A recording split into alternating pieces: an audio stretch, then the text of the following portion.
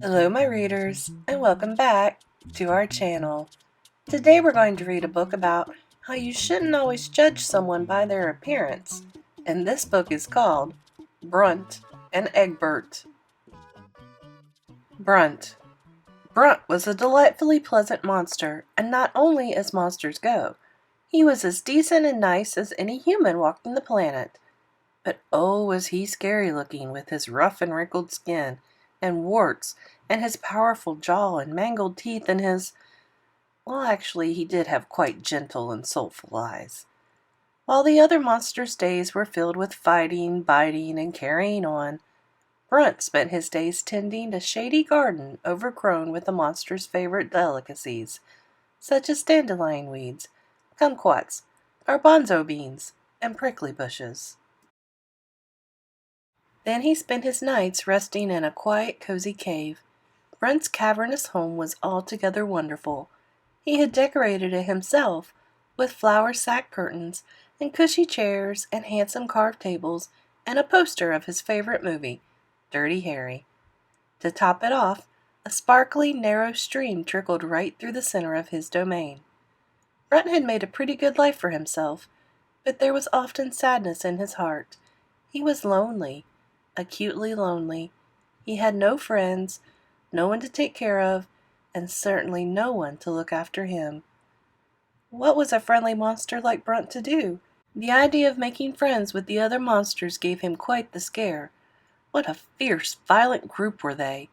He had much more in common with people. The problem was, with his gruesome warts and gnashing teeth, he looked far too scary to even approach a human being. So Brunt made the best of his circumstances and focused on the positive aspects of his life, his splendid garden, his cozy cave, and the glorious forest around him. Eggbert. Eggbert was born into a loving family, but life and fate unfortunately had other plans. When Eggbert was just 3 months old, he was out at sea on a large catamaran, surrounded by his entire family and many friends. A sudden storm swept the boat unexpectedly off course. In the tremendous winds and torrential rain, the boat capsized. All on board were tragically lost. All that is, except Eggbert. The baby boy washed ashore, and in the chaos of the rescue attempts, he was mistakenly placed in the back of a van, one that did not belong to the social worker who had come to collect the small child, but instead to some random tourist who had stopped to witness all the commotion. When the tourists had experienced enough of the scene, they climbed back into their van and headed for a far-off destination, completely unaware of their stowaway passenger. When the van broke down hours from the coast, they abandoned the vehicle in search of somewhere to stay for the night, leaving its precious cargo behind. On her way to seek shelter, a lone traveler heard Egbert's cries and scooped the forgotten baby right up. This lone traveler had no home and was headed to spend the night at a nearby makeshift village where many unhoused people found temporary shelter. The village was inhabited by families who were always moving somewhere, anywhere else. The village, near an interstate highway, was a temporary stop for people traveling who had run out of money or strength, or both. People came and went, staying as little or as long as they needed, but it was a permanent home to no one, except Eggbert. Kindly folks gave shelter and attention to Eggbert as they passed through, and he felt blessed by their grace. But these folks, all generous souls, were undeniably down on their luck and on a mission to keep moving. Taking Eggbert on as a permanent family member was far too much responsibility. So every week or two, Eggbert found a new short-term residence with a new short-term family. Much like Brunt, Eggbert made the best of his situation. Every person who offered Eggbert shelter and comfort left a lasting positive impression on the young boy. Moreover, he acquired a different talent from each of his transient families. He learned to bake a delicious peach cobbler from a farmer's wife, Egbert's favorite dessert. A cosmetologist showed him how to create all sorts of disguises from just about anything. A locksmith taught him the skills necessary to pry open a plethora of things, including many that probably ought to remain shut. A magician even trained him to swallow a sword. But perhaps the biggest lesson Eggbert learned in the village was how to be self-reliant, at least as much as a 7-year-old boy could be. While he was mostly happy depending on the kindness of strangers, this way of living was no good for any young child. If he stayed in the village, sooner or later, Eggbert was sure to run into a scoundrel. Brunt and Eggbert meet. On Saturdays, Eggbert loved to play in the lush but haunting forest near the village. Often he would bring along children currently passing through the village, and he was happy for the company. But one Saturday he trekked out alone, as the family caring for him that week had no children of their own. Eggbert was as natural in the forest as any squirrel or fox. He was a super climber, a gifted swimmer, and a talented woodsman, war skills he'd learned from his temporary families. He was also wickedly accurate with his handmade slingshot. This day, though, Eggbert overestimated his sense of direction and ventured too far out. Way too far out. He was lost and hungry and cold, but mostly he was intensely frightened. He scurried up a tree to attempt to spot anything recognizable in the distance. When he couldn't, he climbed back down and sat on an old stump to collect his thoughts. But the more he thought, the more scared he became. Eggbert finally broke down in tears. Hearing a noise, he looked up, and suddenly his cry turned to a horrified scream.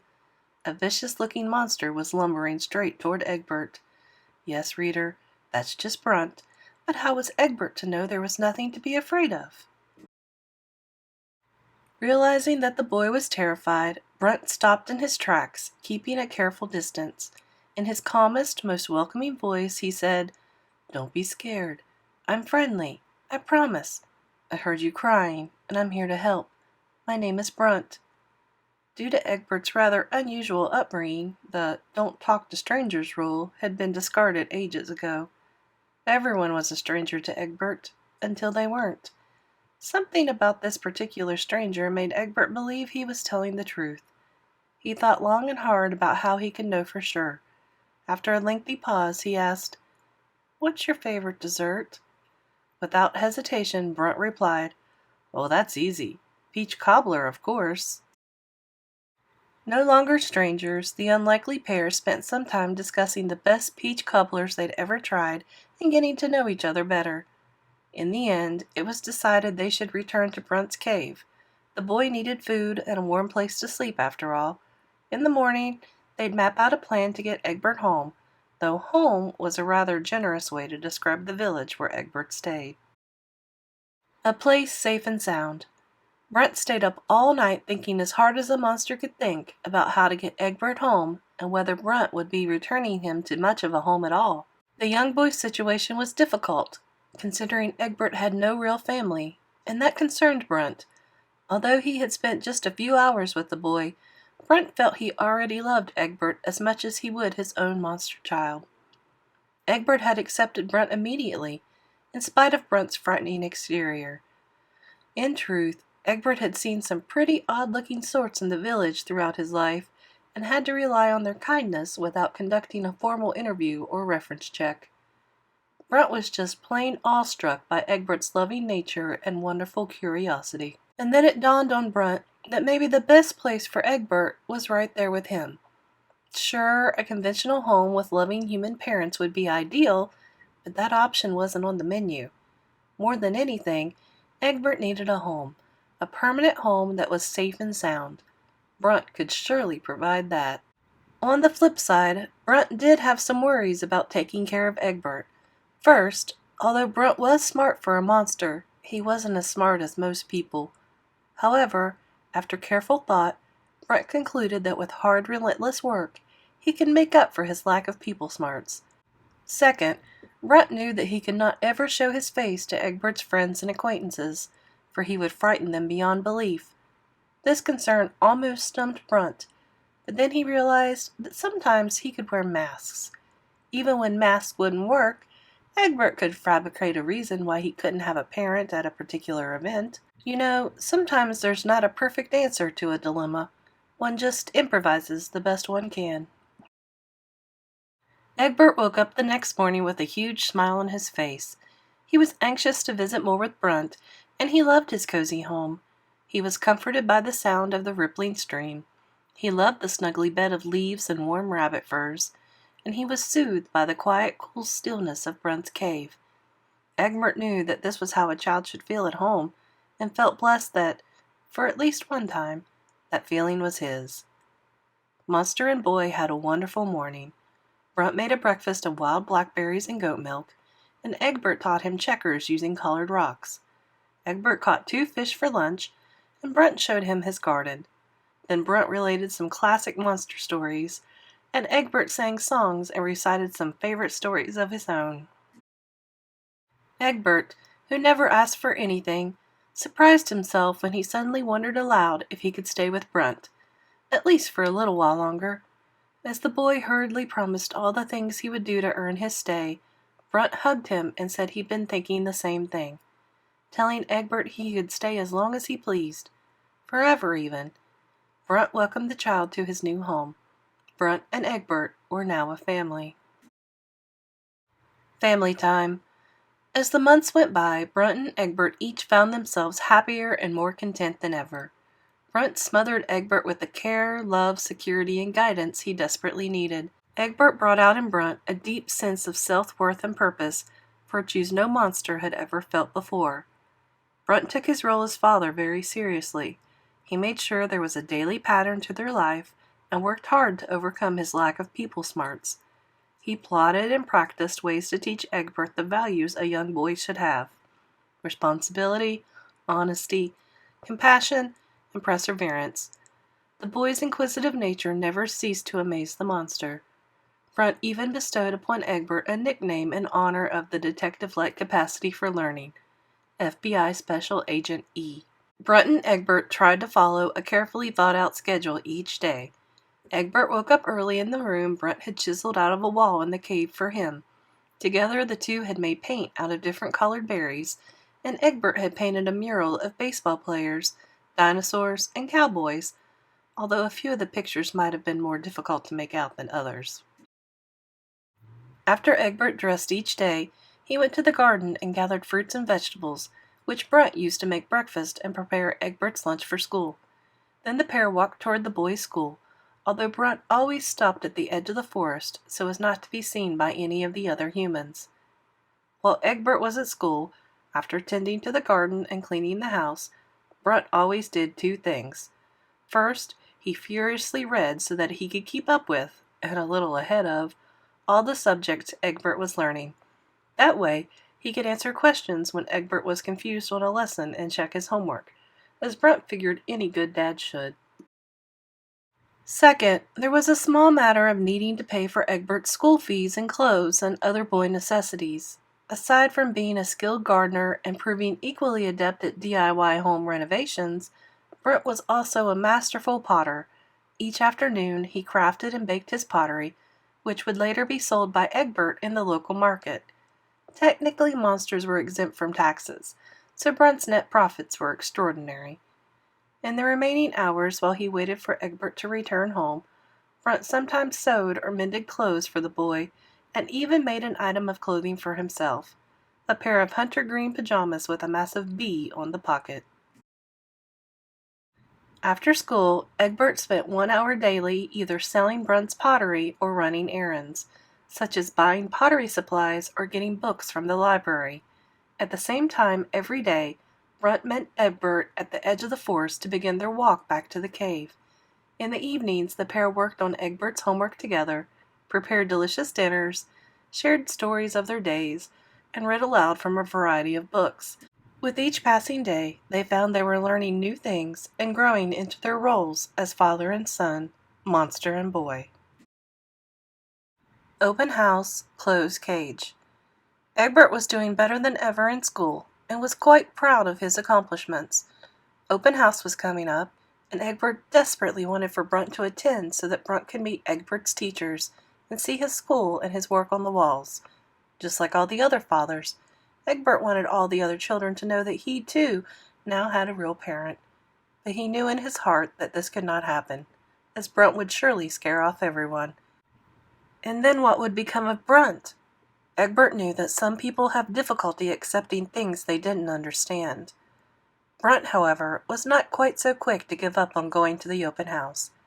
After careful consideration, Brunt determined that with Eggbert's disguise-making skills and some artful fabric sewing, they could create a look and an outfit clever enough to fool everyone. Brunt would come dressed as a very large construction worker, with hard hat and all. Brunt and Eggbert worked on the costume and makeup for weeks, and finally, the new and presentable Brunt was completed. At the open house, everything went to perfection. The teachers praised Egbert's reading skills and artwork, and Brunt said all the right things. He was a model parent as far as the teachers could see. Brunt's proudness meter went to the top rung when a teacher batted her eyes at his disguised self and stated, "So, is there a Mrs. Brunt?" Another parent begged Brunt to play on his softball team. No one suspected that they were in the presence of a ferocious-looking monster. After the delightful open house, Brunt and Eggbert casually strolled back home while chatting about Eggbert's school and the people they had met there. Brunt was feeling so comfortable and happy, having had the chance to act like a real human, that he decided to treat Eggbert to peppermint ice cream at a nearby ice cream parlor. Again, no one even suspected that Brunt was not what he seemed, until Brunt's huge tail accidentally burst through the fabric in the back of his costume. Everyone in the store gasped and ran for cover, and someone outside called the police. It took 14 policemen to wrestle Brunt to the floor and tie him up. Not knowing what else to do with him, the police took Brunt, shivering and terrified, to the local zoo. Of course, Eggbert was equally shocked and scared, but as Brunt was being taken away, he knew that he had to run back to the cave. He couldn't risk being captured himself. How would he help Brunt then? Fortunately, no one in the ice cream store knew Eggbert, and in all the excitement, he made a break for the forest and escaped. The Great Escape Attempt. On the way home, Eggbert cried like he'd never cried before, and he'd had a lot of practice before he found a home with Brunt.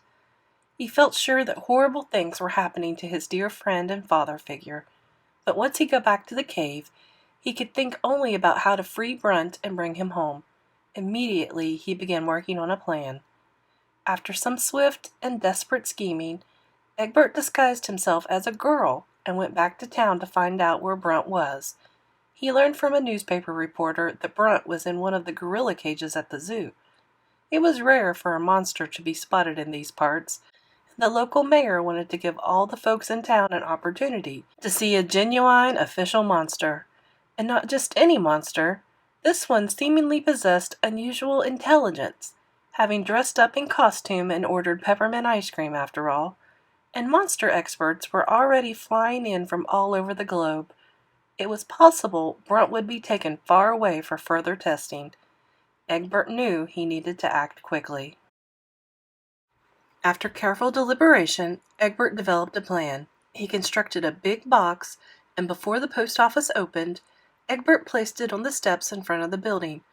Then he stocked the box with snacks and drinks, hopped inside, closed the flaps, and waited to be mailed to the zoo. To his delight, his idea worked. One day later, Egbert's box, with him inside, arrived just outside Brunt's cage. Now what? Egbert's plan was to use the skills he'd picked up from the locksmith to free Brunt. Then they could escape together for home. At first, he had to get out of the box before it was opened and conceal himself until the zookeepers went home for the night. So Eggbert waited patiently, and when all was quiet, he climbed out and quickly looked for a place to hide. He found a supply closet in a dark nook, which, get this, happened to be next to Brunt's cage. Seeing the shock on Brunt's face, Eggbert gave him a silent and reassuring wave before ducking into the supply closet to hide. Once inside, he breathed a sigh of relief, glad to find Brunt in one piece with no obvious signs of mistreatment, aside from being locked in a cage, of course. When night finally fell and the last zookeeper left, or so Eggbert thought, the boy cautiously made his move. Eggbert picked the monster's lock in a heartbeat, opened the gate, hugged Brunt, and told him that they had to make a run for it. But just as they were about to dash off, someone put a hand on Egbert's shoulder. Eggbert turned around to find the zoo's veterinarian looking questioningly into his face. Sadly, Eggbert sighed. "Just where do you two think you are going?" "Nowhere now, I guess." All his plans for escape crumbled before his eyes. Going home. The zookeepers were worried that Brunt was smart enough to escape, so they decided to keep one zoo official near the gorilla cages every night. The evening of the escape attempt, Astrid, the zoo's veterinarian, stayed to keep an eye on Brunt. Over the previous 2 days, Astrid had spent a considerable amount of time with the monster. While the scientist examined and poked and prodded, Astrid simply observed, and what she noticed was that Brunt was not only incredibly smart, but he was also kind and courteous, which was much more than one could usually expect from a beast who had been caged against his will. Whenever Astrid delivered food or came to take notes in her charts, Brunt thanked her for her kindness and care. "Thank you with all my monster heart." Astrid was very curious about how Brunt happened to be in a costume at the ice cream parlor, and eventually she got curious enough to ask. Brunt explained in detail his special relationship with Eggbert. Astrid was awestruck. After listening for hours, she realized that only Brunt could give Eggbert the love and care he required, and only Eggbert could be the good companion Brunt so badly needed and deserved. And yet, she knew that Brunt's future was to remain in a cage. Humans surely would not let go of such a gifted monster specimen. Thus, when she caught Brunt and Eggbert running away, she did not see a boy freeing a monster. She saw a father and son and perhaps their final moments together. Kneeling down to meet Egbert's sad eyes, she said, "No, you're not going nowhere. You're going home." Astrid escorted them quietly to a back gate and checked to make sure the coast was clear. As the two ran off toward the forest, she called out in a raised whisper, "And Eggbert, if Brunt ever needs any medical care, you find me. I will make him well. All my prayers and love to both of you." And so Brunt and Eggbert went home, and no one except Astrid ever learned their secret. She knew that people would never give up trying to find Brunt once they learned of his escape, but being a responsible and good human, she also found it hard to lie. So when the time came to explain Brunt's surprise midnight departure, Astrid simply told the truth. Brunt had been whisked away in the dark of night by FBI Special Agent E. It just so happened that an Agent Eli Carter had been assigned to Brunt's case, and though he fervently denied any involvement in Brunt's covert disappearance, to this day the townsfolk gossip about the supremely intelligent monster who'd once roamed their town, now being held in a top-secret government facility somewhere far away. And on bright, sunny mornings, Astrid often opens her door to find beautifully crafted pottery bowls filled with hickory nuts or blackberries, or, on especially good days, delicious peach cobbler waiting on her porch. The end. No, actually, the beginning. Bloopers from the book's creation. Eggbert, you've made me look like I've been hit by a L'Oreal cosmetic truck instead of like a construction worker. Please try again. Brunt, these eggs taste like they have dirt in them. I'm so sorry. We monsters like a little soil with our eggs. It won't happen again. Well, that was certainly different. What did you think? If you liked it, let me know. And don't forget to like and subscribe. Become a channel member. And we'll see you in another story.